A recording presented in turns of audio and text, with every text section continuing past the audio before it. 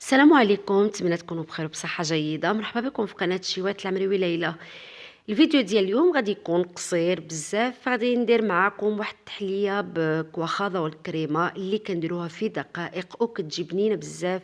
فهاد التحليه سبق لي كليتها اكثر من مره في واحد الريستوران هنايا في الناظور. بالنسبه للبنات ديال الناظور فمربيه هي اللي كتعملها، كديرها بجوج ديال الطرق. يا اما هاد الطريقه اللي كنخليوها على يعني كنخليوها في اللون الاصلي ديالها كتبقى بيضه، وكنزينوها بالكراميل وباللوز.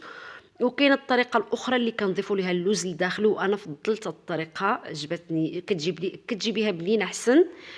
اذا فكيف قلت لكم هي طريقه سهله بزاف وسريعه وما فيهاش بزاف ديال المكونات. غادي نخليكم مباشره مع الطريقه.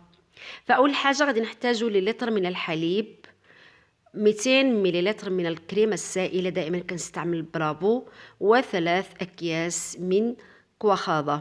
ثم السكر حسب الرغبه، انا غادي نعمل 3 ديال المعالق لان مازال كنضيف الكراميل اللي كيكون حلو بزاف. فكنضيف الكريمه للحليب ثم السكر ثم كواخاضه.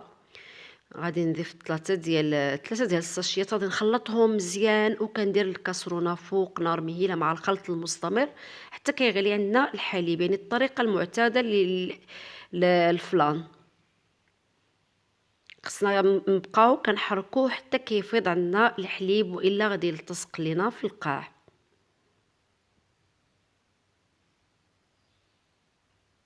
غادي نستمروا حتى كيغلي عندنا. ثم كنجيبوا الطاسات اللي كنديروا فيهم الفلان ديالنا كواخاضه، كنصفيوه ضروري.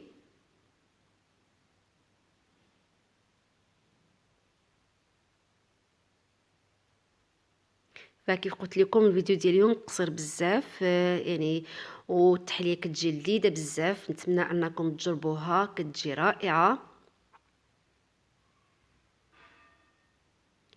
يعني هاد التحليه غادي تنفعنا في رمضان وكنقدموها حتى للضيوف.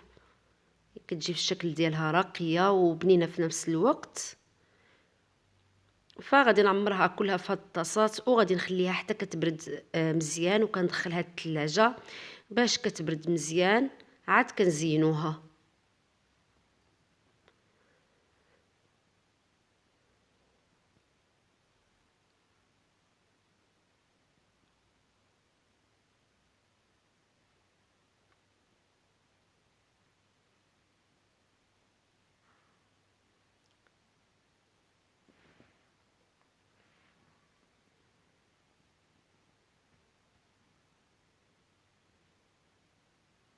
بعد ما كتبرد مزيان فيعني نقدروا نخليوها في الطاسه هكاك، او كنقلبوها في شي طبسيل، وكنوجدوا اللوز محمر اللي كنحمرو وكنهرمشو،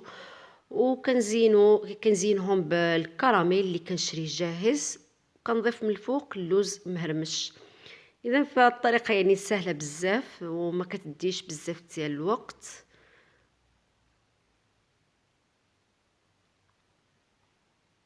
اذا البنات فيعني كانت هذه هي الوصفه ديال اليوم، وصفه خفيفه وسريعه.